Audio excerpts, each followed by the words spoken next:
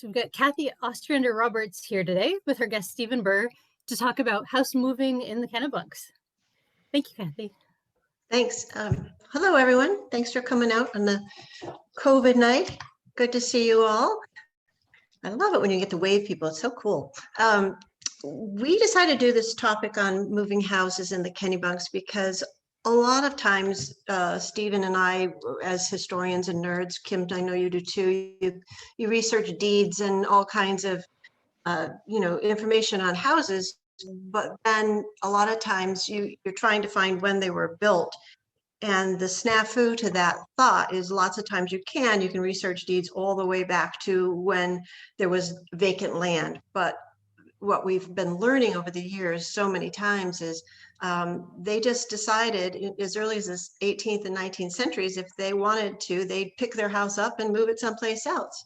And for the most part, unless you are reading oral histories or you have some old records of the town, you don't really find out, that a house was moved, and you're looking, in vain, because it didn't start life out there.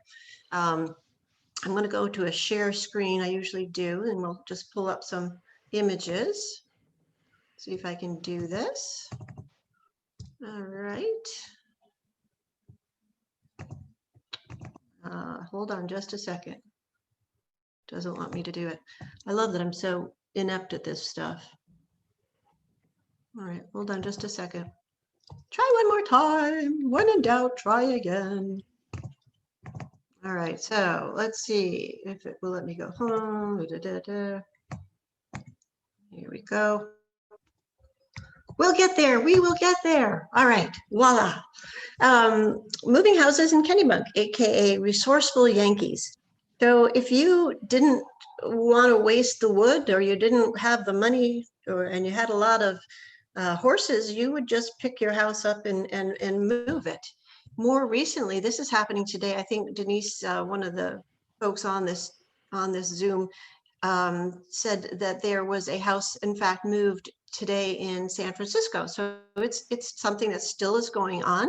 And we always think of when, at least I did in my ignorance, when I began looking into this further, we always think of houses as being, put up on tractor trailers and moved down the street. And we think of it as a more modern occurrence. And again, in this show, I'm going to try to stick to Kennebunk images as much as I can, because I like to, in the back of photos, we often see a lot of things that have changed over the years. This is at the intersection of Limerick Road and Route 1, and the meadow that you're standing in looking at this house being pulled on down the road is where Mann Memorial Clinic is now.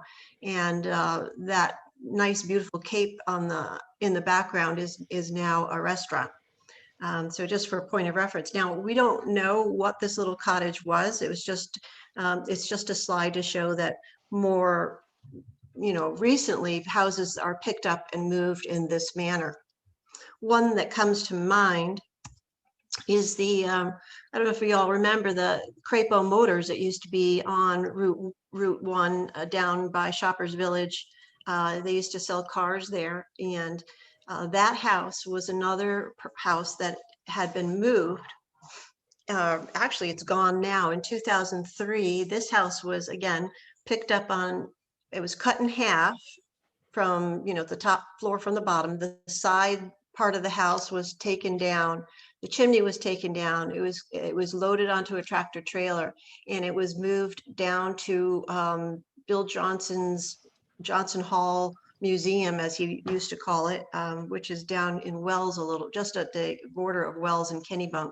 And it still sits there now. Nothing's been done with it. But what's really kind of cool about it is in 1963, Maurice Crapo built it, and he moved it 50 feet back from Route 1. And then later on, it was actually, like I said, moved in 2003, and it now is where Kennebunk Savings Bank is. This is what the house originally looked like. And it's just kind of, sad that we lose these houses, because if you're going back and thinking of the Maurice Crapo house, you don't think of it. I mean, that looks like a modern 50s day invention, but in fact, this part of the house over here, it was the house that had just been changed and remodeled for so many years, and all of these other outbuildings had been torn down.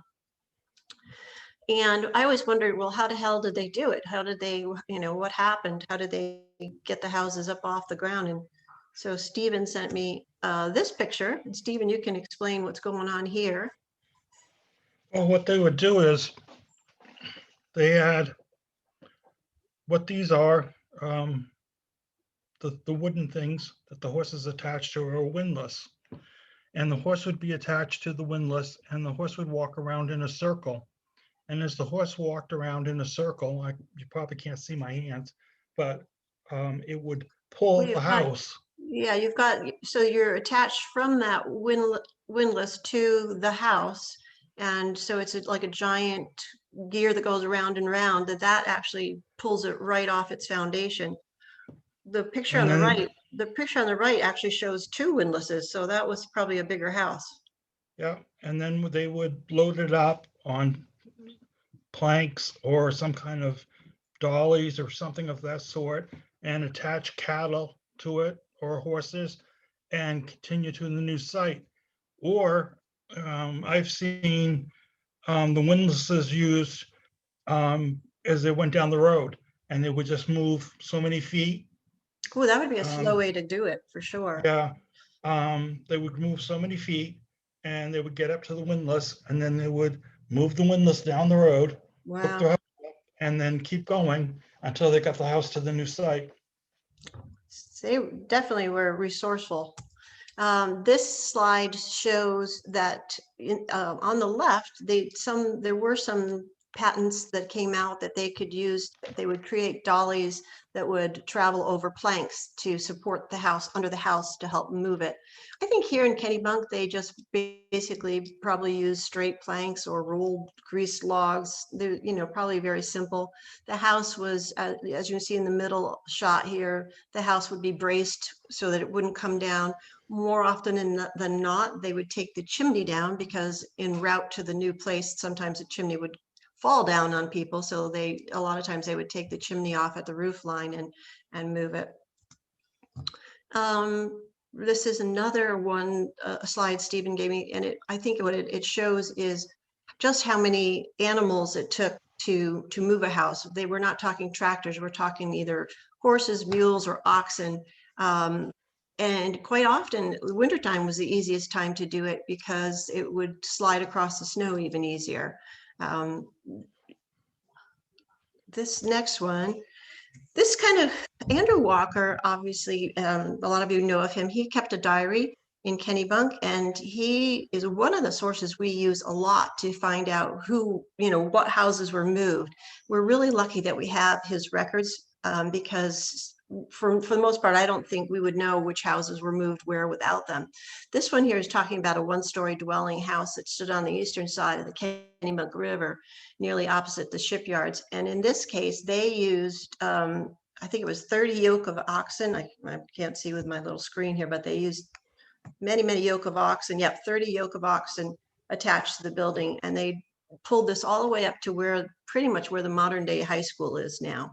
But I always wondered, just how many horses were we talking about, or cattle?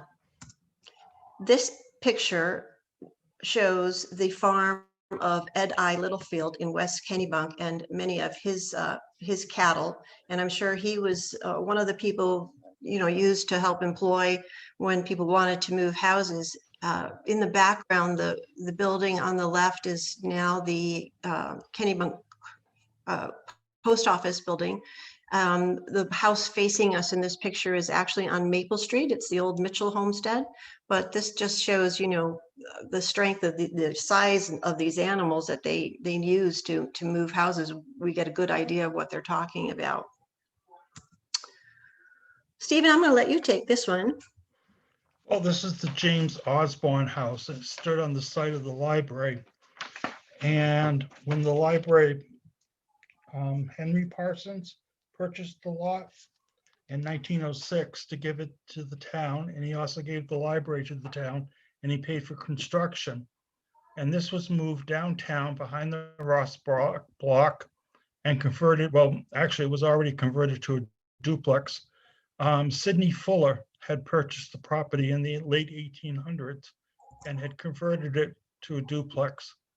And this is it being moved, and we see it's being used, horses. Oh, you And see the Kennebunk Inn on the right side and the big, brick block of the Ross block on the left. And look at that tight squeeze. yeah, in fact, the story is that they needed to cut a limb down to get the house through. And Dr. Frank Ross, who owned the house, the Kennebunk Inn at the time, wouldn't let the limb be cut.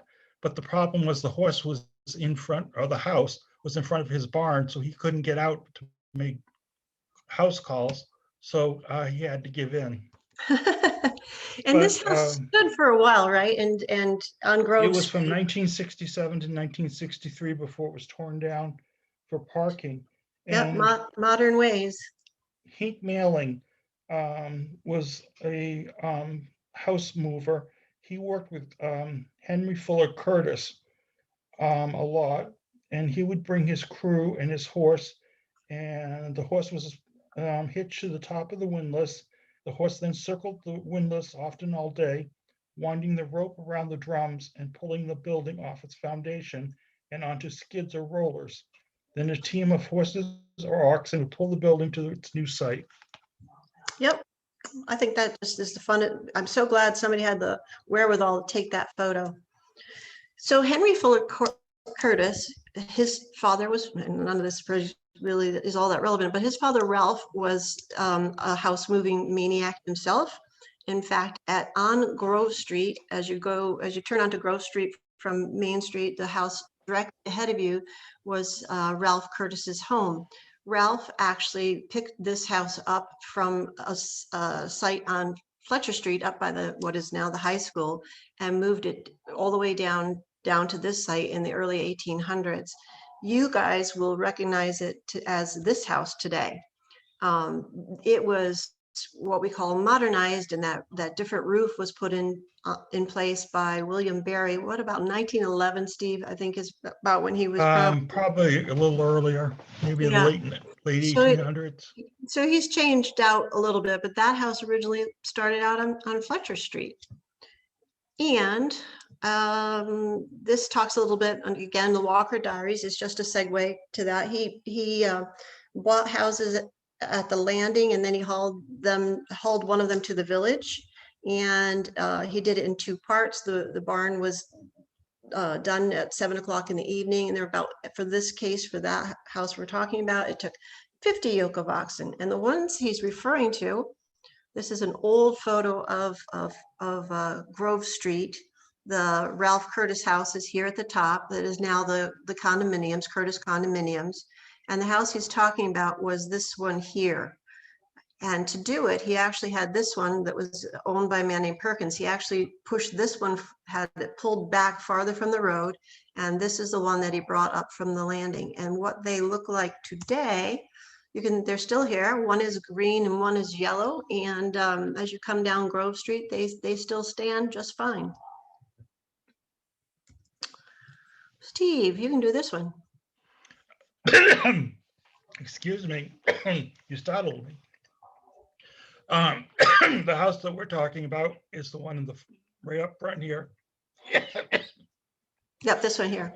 Yep. And that was the Lyman house. And it was originally built on Main Street in 1775, where Lexington Elms is. And you probably don't know it by Lexington Elms, but it's 99. Right, pretty much the corner of Main and Dane, this little house was built. 99 Main. And it was moved to Summer Street. Which you see here, it's on Summer. Yep. And Hartley Lord purchased it in, I think, 1880s for his house, the Lord Mansion. And he had it moved to Water Street. Yep, where it still stands today. Yeah, it's a little, I think it's yellow, but it's down on Water Street. In fact, on Water Street, on that entire side of the street, most of those houses, they're very small in size. Most of those houses, for the most part, came from someplace else. There was a lady, I think her name was Cowgill.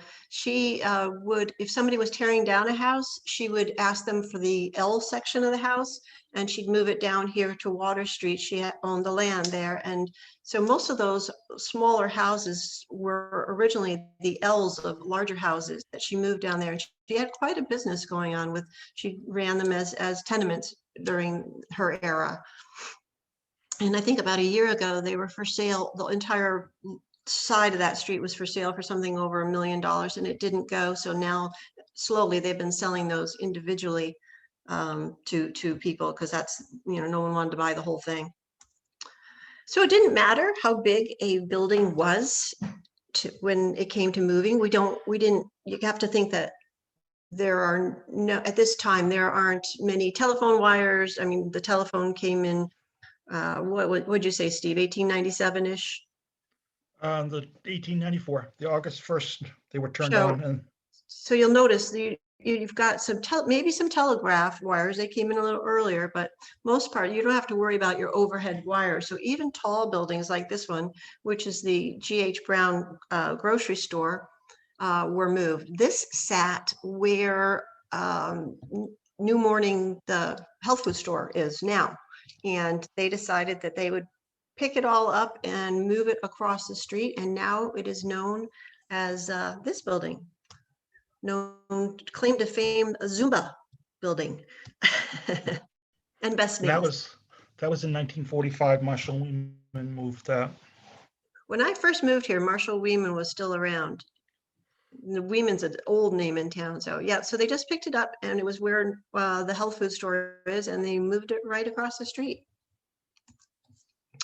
I don't have a lot of history on this house, other than when I was the assistant archivist over at the brick store. I would always, be puzzled over some of these houses, and these photos are brick store museum photos, and they show this one particular house on Brown Street overlooking the river that no longer stands. It's not there, and it's because they picked it up and they moved it down just beyond the railroad trestle on Brown Street. And one of the giveaways you can tell when a house has been moved is it no longer has an old foundation. It doesn't have granite. It doesn't have brick. And as you see in this case, it has a concrete foundation. Now, I always thought that because of the railroad trestle, they would have had to pick it up and take it down Route 1 and bring it all the way to the other end of Brown Street. But Stephen seemed to think that they just lifted it up and put it over the train tracks and hoped that the train wasn't coming. Is that right, Steve? Yeah. Yeah. Well, they have done that with other houses, so that was my impression, but I could be wrong. Yeah. Well, either way, it got moved, and it's now standing there for another couple hundred years. The house on the left is at the corner of Dane and Park Street, and the one on the right is, of course, part of the Brick Store Museum, and the one that's on Park and Dane, I'll try and find the description of where they said it was, because it's kind of a mystery as to what they're talking about. Oh, They the one with green shutters?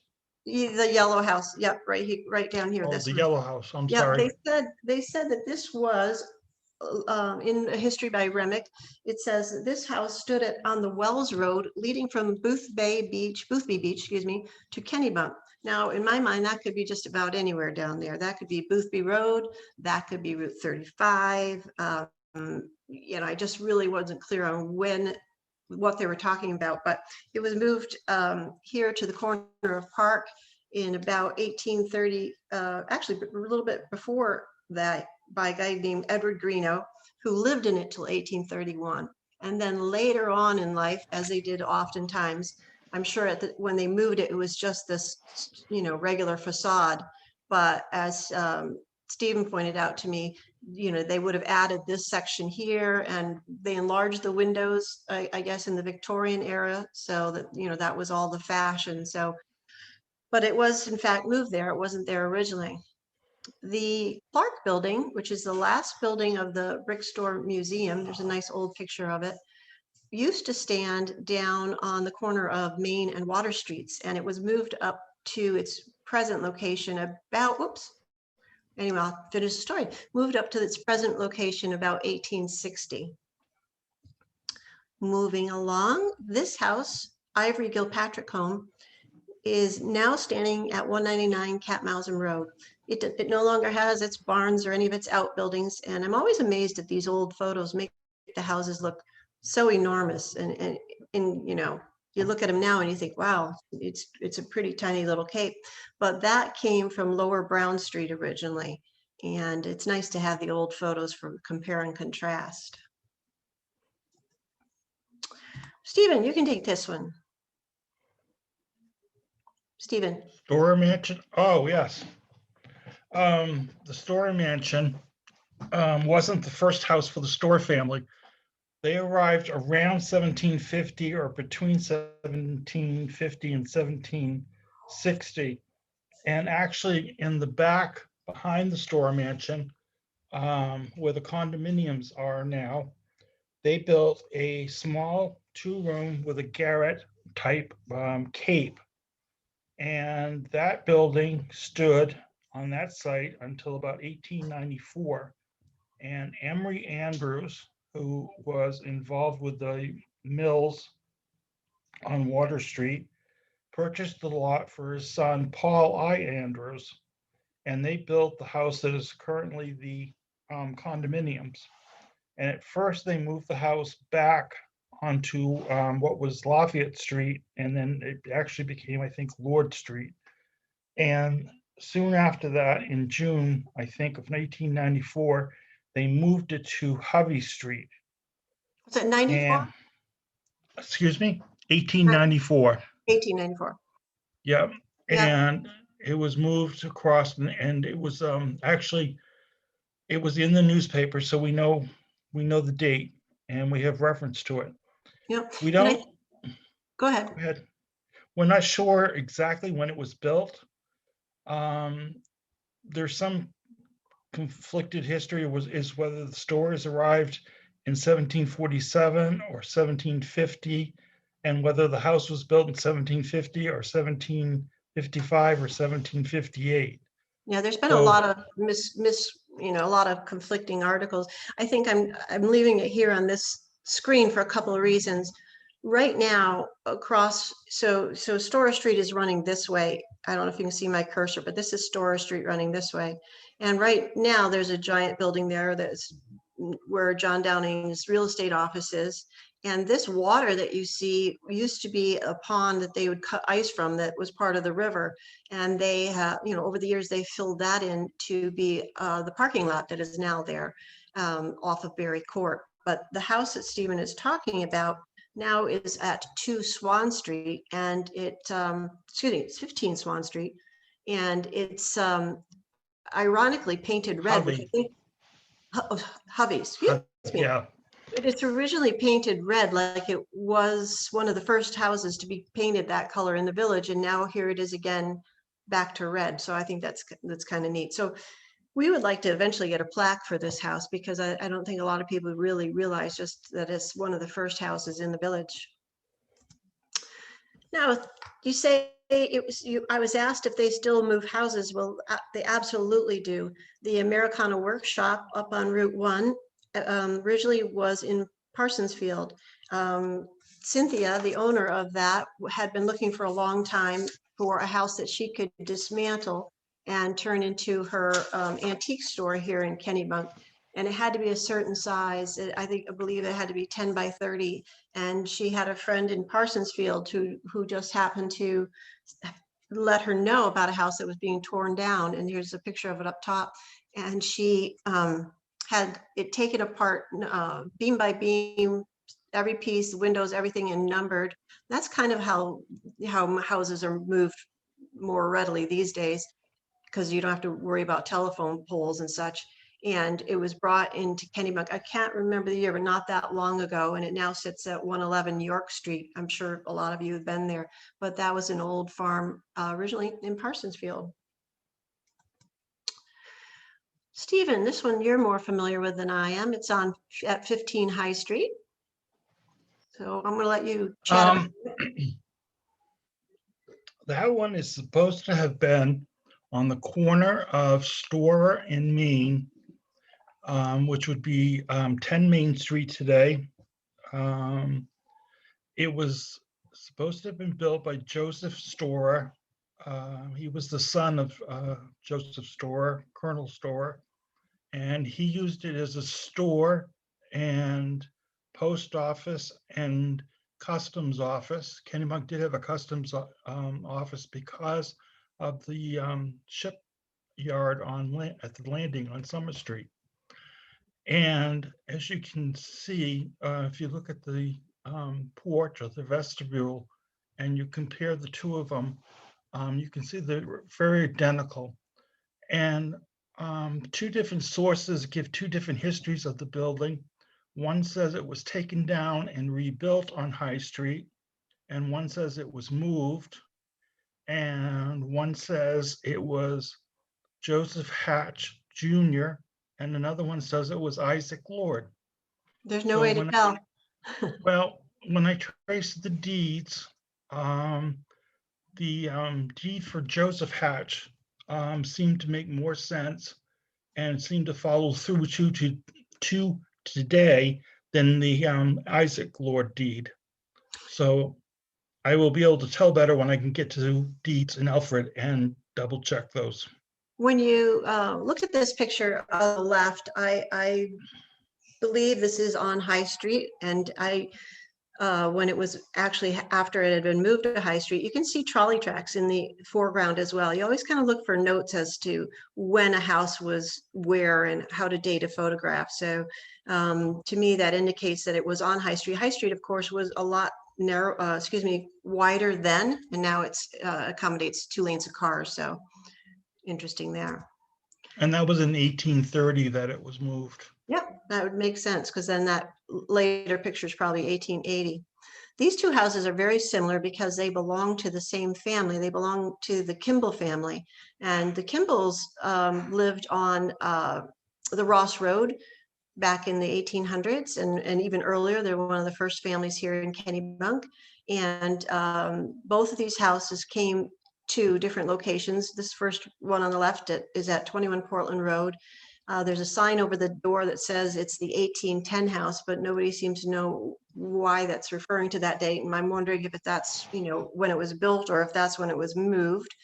The one on Elm Street was also a house on Ross, and that was brought down in about the 1820s and 30s as well by Barnabas Palmer.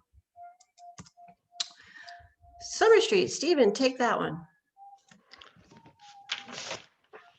Did you This one on Summer Street, didn't that used to be farther up Summer Street?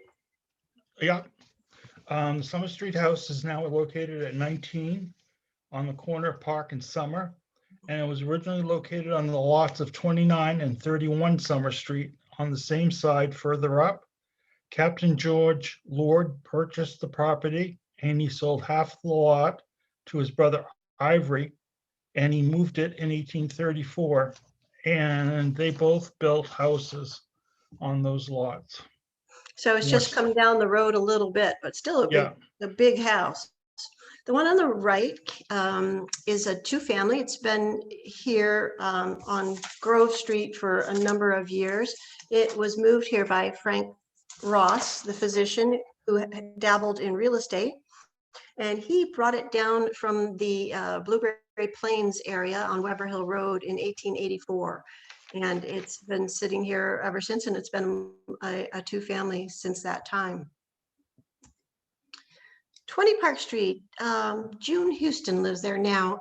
When I lived on Winter Street, it was owned by a man named Duddy, and he always told me, right or wrong, that this house was moved there from another location. And you can kind of tell that that's probably true because of the shape doesn't fit anything else in the neighborhood. And I believe is actually moved in the 30s from what he has told me. Stephen, the one on the right was a store, right? Yes, that came, that was the shop formerly of Safford. I think it was Timothy Safford, and it was on the opposite side of Fletcher Street behind the Veterans Park. And it was moved to this lot. I don't have a date. And it was also a meat shop of Charles Perkins, Right, I'm sorry. right now it's at 19 Bourne Yeah. I always wondered if they turned it this way to the street and it really was more of a federal facade, but it looks a little bit odd in the middle of a neighborhood, so I can see it more as a store. This house actually came a little bit, what used to sit farther up on Summer Street as well. It was the Dr. Jacob Fisher house. And at the time he built it, it was, maybe 3 or 4 houses farther up Summer Street, Steve.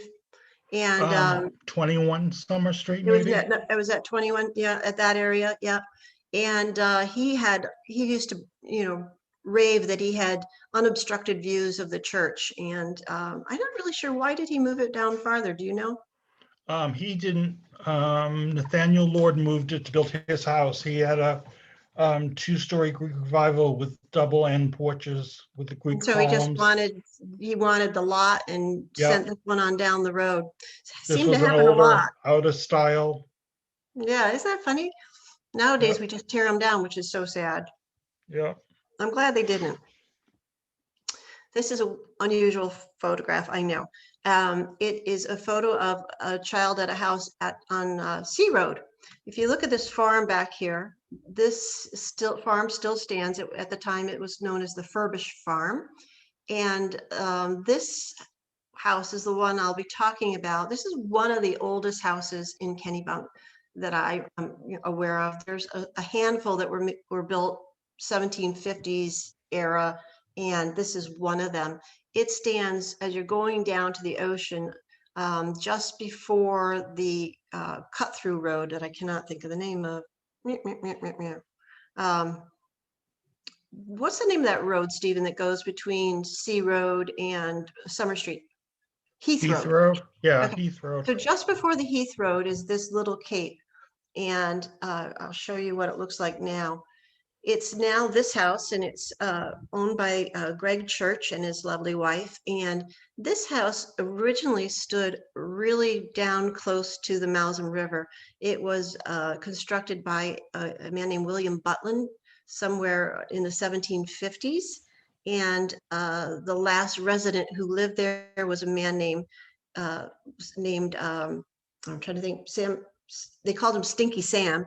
His name was Samuel Butlin. And when he died, after he died, the house was moved up to be flush with the street. So there, behind this house, there are actually 2 Butlin cemeteries. And this is one of the earliest pioneer homes that there are. In fact, William Butlin was alive during the time of historian born, and would tell stories firsthand of the gentleman that lived here. In fact, I guess he lived to the ripe old age of 92, and he slipped and fell into this fireplace and died from his burns. So that's this gentleman here is Greg Church, who owns the house now. He gave me a lovely tour of it. But again, that's one of the oldest houses we still have, and that was moved from the river all the way up to front on Sea Road. This is probably just another example of our Yankee resourcefulness. This used to be called the Reminisco Hall dance. It was a dance hall down at Kennebunk Beach. And in 1951, October of 51, they lifted it up, put it on a barge, and decided to float it down to Goose Rocks Beach, a total of about 9 miles. And it was going to be used as their future community center. And one of the ladies who was a historian was, fervent about it. It would make it, and half of the community said it's just going to be a pile of sticks out in the ocean. It will never make it. And sure enough, it went there overnight. And the next day was pulled ashore.